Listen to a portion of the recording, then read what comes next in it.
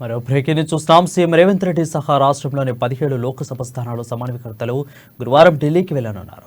దేశంలోని అన్ని లోక్సభ స్థానాలకు ఏఐసీసీ ఇటీవల సమన్వయకర్తలను నియమించిన సంగతి అందరికీ తెలిసిందే.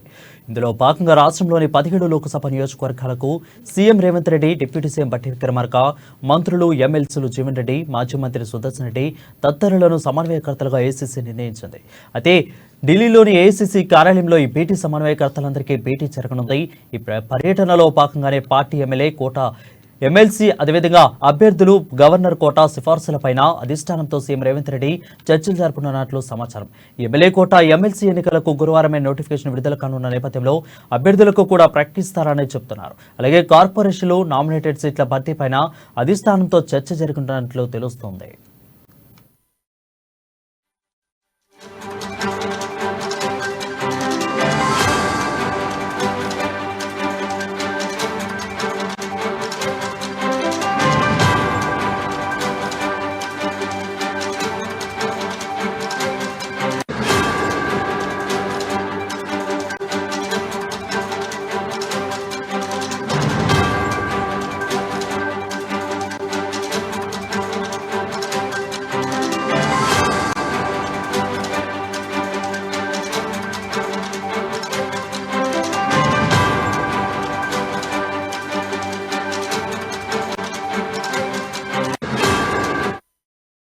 బ్రేకింగ్ న్యూస్ చూస్తున్నాం. సీఎం రేవంత్ రెడ్డి సహా రాష్ట్రంలోని 17 లోక్సభ స్థానాల సమన్వయకర్తలు గురువారం ఢిల్లీకి వెళ్లనున్నారు. దేశంలోని అన్ని లోక్సభ స్థానాలకు ఏఐసీసీ ఇటీవల సమన్వయకర్తలను నియమించిన సంగతి తెలిసిందే. ఇందులో భాగంగా రాష్ట్రంలోని 17 లోక్సభ నియోజకవర్గాలకు CM Revanth Reddy, deputy CM బట్టి విక్రమార్క, మంత్రులు, ఎమ్మెల్సీ జీవన్ రెడ్డి, మాజీ మంత్రి సుదర్శన్ రెడ్డి తదితరులను సమన్వయకర్తలుగా ఏఐసీసీ నిర్ణయించింది. అయితే ఢిల్లీలోని ఏఐసీసీ కార్యాలయంలో ఈ సమన్వయకర్తలందరూ భేటీ జరగనుంది. దీనిపై మరింత సమాచారం మా ప్రతినిధి హరీష్ లైవ్ ద్వారా అందిస్తారు. హరీష్, చెప్పండి, ఎన్ని గంటలకి భేటీ జరగబోతుంది? రేపు ఎంతమంది వెళ్ళబోతున్నారు? ఏదైతే రేపు సంబంధించి కూడా కాంగ్రెస్ నేతలు, తెలంగాణకు సంబంధించిన సీఎం రేవంత్ రెడ్డి, అలాగే డిప్యూటీ సీఎం బట్టి విక్రమార్కతో పాటుగా మంత్రులు, ఏదైతే పార్లమెంట్ ఎన్నికలకు సంబంధించి కూడా 17 అసెంబ్లీ సెగ్మెంట్ నియోజకవర్గాలకు సంబంధించి కూడా బాధ్యతలను అప్పగిస్తూ కోఆర్డినేటర్లుగా నియమించడం జరిగింది. వాళ్ళంతా కూడా రేపు ఢిల్లీకి పయనమైతే రేపు ఉదయం కూడా ఢిల్లీకి వెళ్ళిన నేపథ్యం రేపు మధ్యాహ్నం తర్వాత కూడా ఏఐసీసీ కార్యాలయంలో కూడా ప్రధానంగా ఏఐసీసీ అధ్యక్షుడు మల్లికార్జున ఖర్గే, అలాగే జనరల్ సెక్రటరీ డికే శివకుమార్తో పాటుగా ఏఐసీసీ అగ్రనేతలంతా కూడా రేపు తెలంగాణ కాంగ్రెస్ సంబంధించిన సీఎం రేవంత్ రెడ్డి కావచ్చు, ముఖ్య నేతలంతా కూడా భేటీ అవుతారు. ప్రధానంగా దీనికి సంబంధించి అంటే ఆ పార్లమెంట్ ఎన్నికలకు సంబంధించి కూడా ఇప్పటికీ కాంగ్రెస్ పార్టీ ఫోకస్ చేస్తూ వెళ్తుంది. 10 సంవత్సరాలుగా బీజేపీ ప్రభుత్వాన్ని కూడా గద్దెదించాలనే లక్ష్యంతో కూడా ఇప్పటికీ వ్యూహాలను కూడా సంధిస్తూ కార్యాచరణ కూడా సిద్ధం చేస్తున్న నేపథ్యం. ఇక ఏదైతే వచ్చే ఎన్నికల్లో ఈసారి బీజేపీ ప్రభుత్వాన్ని గద్దెదించాలనే లక్ష్యంతో కూడా ఇండియా కూటమి ఏర్పడిన నేపథ్యం కావచ్చు, దాంట్లో 300 పైగా ప్రాంతీయ పార్టీల కలుపుకొని ముందుకెళ్తున్న నేపథ్యం కావచ్చు. ఖచ్చితంగా ఈసారి కాంగ్రెస్ పార్టీ కేంద్రంలో అధికారంలోకి వచ్చే లక్ష్యంగా వెళ్తున్న క్రమం కావచ్చు, దానికి సంబంధించిన కార్యాచరణ అంశాలు కావచ్చు, దానికి సంబంధించిన వ్యూహాల రచన కావచ్చు, ఏ రాష్ట్రాలకు సంబంధించిన పార్టీ సంస్థాగత బలోపేతం కావచ్చు, ఇక్కడ బీజేపీ, బీఆర్ఎస్ ఏ రాష్ట్రాలకు సంబంధించిన ఇక్కడ ప్రాంతీయ పార్టీ బలోబలాలు ఏంటి దానిపైన కూడా పూర్తిగా బేరోజు వేసుకోవాలని కూడా గతంలో ఏఐసీసీ కూడా అధిష్టానానికి సంబంధించిన రాష్ట్ర నేతలకు సూచించిన నేపథ్యం. దాంట్లో భాగంగానే ఏదైతే ఇన్ఛార్జ్ మంత్రులుగా కొనసాగుతున్న ఇప్పుడు పార్లమెంట్ నియోజకవర్గాలకు సంబంధించి కూడా మంచి ఇన్ఛార్జ్ని కూడా నియమించడం జరిగింది. ఇక్కడ మొత్తంగా ఆదిలాబాద్ నుంచి సీతక్క కావచ్చు, ఇక్కడ హైదరాబాద్కి సంబంధించి కూడా బట్టి విక్రమార్క కావచ్చు, అలాగే సీఎం రేవంత్ రెడ్డికి సంబంధించి కూడా మహబూబ్ నగర్ జిల్లా కావచ్చు, ఇక మంత్రి కోమటిరెడ్డి వెంకటరెడ్డికి సంబంధించి కూడా ఉమ్మడి నల్గొండ జిల్లాకు సంబంధించి కూడా ఇట్లా మంత్రులకు సంబంధించి 17 సెగ్మెంట్లను కూడా ఇన్ఛార్జీలుగా నియమించింది. అక్కడ కాంగ్రెస్ పార్టీ సంబంధించిన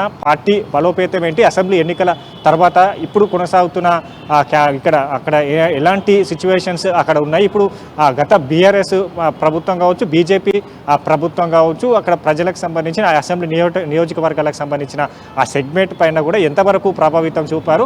తెలంగాణలో కాంగ్రెస్ పార్టీ అధికారంలోకి వచ్చిన తర్వాత కూడా ఇప్పుడు జరిగిన మార్పులు అక్కడ ప్రజలకు సంబంధించిన ప్రజానాడి కావచ్చు, ఇంకా ఏదైతే అభ్యర్థులకు సంబంధించి ఆ ఎంపిక ప్రక్రియకు సంబంధించి కూడా పూర్తిగా వీళ్ళకే అధికారాలు కూడా కట్టబెట్టిన నేపథ్యం కావచ్చు. అక్కడ అభ్యర్థి ఎవరైతే బాగుంటుందనే పైన కూడా పూర్తిగా ఇప్పటికీ అక్కడ సర్వేలు చేయడం కావచ్చు.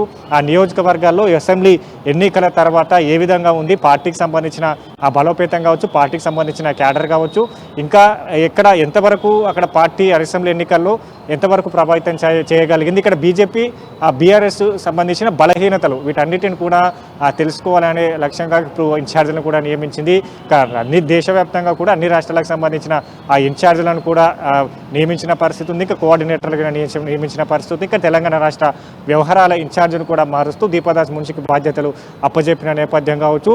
స్పీడప్ అంటే ఎన్నికల షెడ్యూల్ కంటే ముందుగా అభ్యర్థుల ఎంపిక సంబంధించిన కొనసాగితే తర్వాత ప్రచారాలు చేసుకునేందుకు సమయం ఉంటుంది. ఇక్కడ పార్టీని క్షేత్రస్థాయిలో ఇప్పటికే కాంగ్రెస్ పార్టీ తెలంగాణలో అధికారంలోకి వచ్చింది కాబట్టి ఇప్పుడు చేయాల్సిన ఎలాంటి కార్యక్రమాలు ప్రజల వద్దకు తీసుకెళ్ళాలి, 6 గ్యారెంటీలకు సంబంధించి కూడా క్షేత్రస్థాయిలో తీసుకెళ్లాలని కూడా మొన్నటి నుంచి కూడా సీఎం రేవంత్ రెడ్డి ఎంసీఆర్ఆర్డీ వేదికగా కూడా రోజు 5 నియోజకవర్గాలకు సంబంధించిన మంత్రులు కావచ్చు, మాజీ మంత్రులు కావచ్చు, ఆ నియోజకవర్గాలకు సంబంధించిన కంటెస్టెడ్ ఎమ్మెల్యేస్ ఎవరైతే ఉన్నారో వాళ్ళతో కూడా చర్చలు జరిపారు. మొన్న ఆదిలాబాద్ కావచ్చు, నిజామాబాద్ కావచ్చు, ఖమ్మం కావచ్చు, నిన్న 5 నియోజకవర్గాలకు సంబంధించి కూడా చర్చలు జరిపిన నేపథ్యం కావచ్చు. పూర్తిగా ఇన్ఛార్జీలకే బాధ్యత అప్పచెప్తాం, 6 గ్యారెంటీలకు క్షేత్రస్థాయిలో తీసుకుపోవాలి.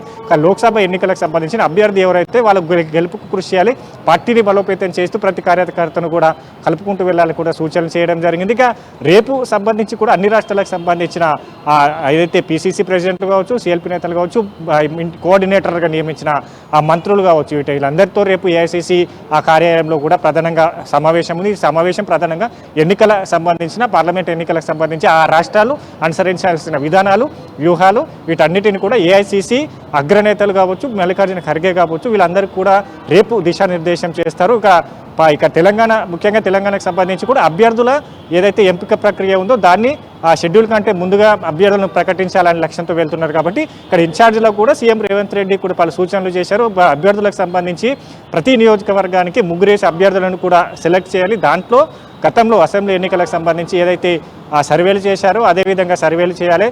పూర్తిగా గెలుపు గుర్రాలకే మరోసారి టికెట్లు దక్కబోతున్న అంశం పైన కూడా ఇట్లాంటి వ్యూహాలను కూడా అక్కడ సిద్ధం చేసుకోవడానికి కూడా సీఎం రేవంత్ రెడ్డి చెప్పినట్టుగా అయితే అక్కడ ఇన్ఛార్జీలుగా కూడా ఇప్పటికే ఆ పనిలో కూడా నిమగ్నమయ్యారు. దానికి సంబంధించి కూడా క్షేత్రస్థాయిలో పనిచేస్తారు. కాబట్టి రేపు ఏఐసిసి నుంచి వచ్చే పలు కీలక ఆదేశాలు కావచ్చు, కార్యాచరణకు సంబంధించి కావచ్చు, పూర్తిగా తెలంగాణకు సంబంధించి రాష్ట్రంలో అమలు చేసే అవకాశం కనిపిస్తుంది. కాబట్టి ఇప్పుడు ఎన్నికల షెడ్యూల్ కంటే ముందే ఏదైతే అభ్యర్థులను ప్రకటించే అవకాశం ఉన్నది. కాబట్టి ఇలాంటి అంశాలు, అలాగే తెలంగాణ రాష్ట్రానికి సంబంధించిన నామినేటెడ్ పదవులు ఏవైతే ఉన్నాయో దానికి సంబంధించిన అంశాలు, అలాగే కోటా ఎమ్మెల్సీకి సంబంధించి కూడా